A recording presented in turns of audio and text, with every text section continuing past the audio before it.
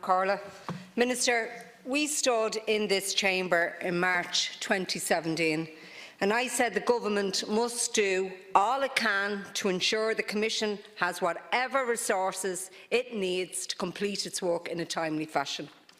Many deputies across this House expressed their frustration with the delays, but by and large it was understood at the time. But I think with this second delay, the frustration is now turning to anger. I'm sure the Minister is aware of the sheer disappointment that this delay has caused. The survivors of these mother and babies' homes have waited a lifetime for their stories to be heard. And to be told, yet again, another year wait, I believe is a total injustice. The Coalition of Mother and Baby Home Survivors describe the second one-year delay as an absolute kick in the teeth for the people who will never see justice or an apology or redress.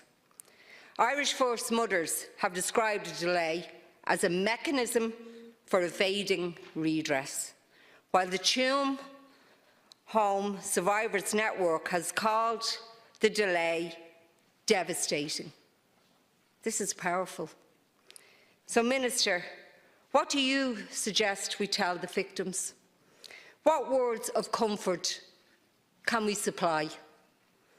The survivors of the Bethany home, who were wrongly excluded from the 2002 redress scheme, what do we tell them? They have described the government's attitude towards it as delay and deny until they die. And to be honest, Minister, I think a lot of the survivors and relative groups are beginning to feel the same. Because every time a report is on the horizon, there's another push back. I raised the question whether this was a matter of resources. Minister, how come in December we still had 26 people waiting for their testimony to be heard?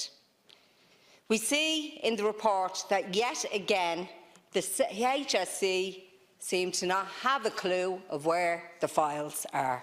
One institution, the Castle in Donegal, is a reference, for example.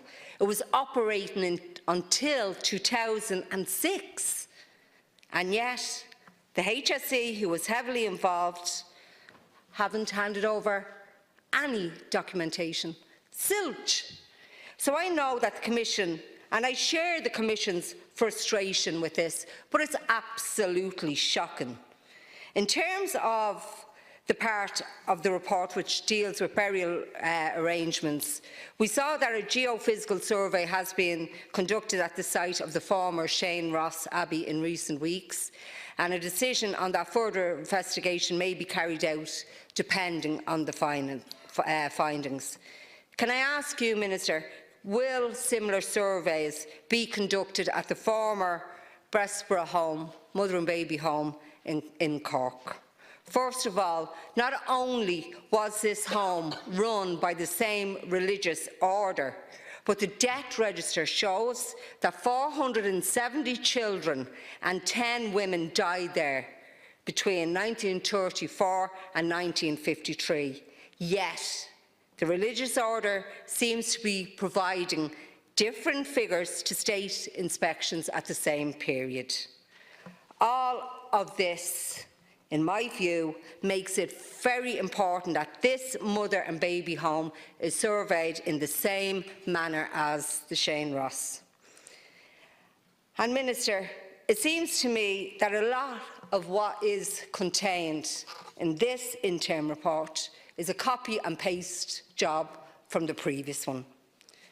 I just want to finish up by saying each delay to this report not only means that it will be a longer wait for justice and for closure for these survivors, it also means that there's a lot of people who's not going to see the truth. they're not going to see justice and they're not going to see closure. That's a harsh truth, Minister. But as I said it to you here in this House before, and I really believe this, that justice delayed is justice denied.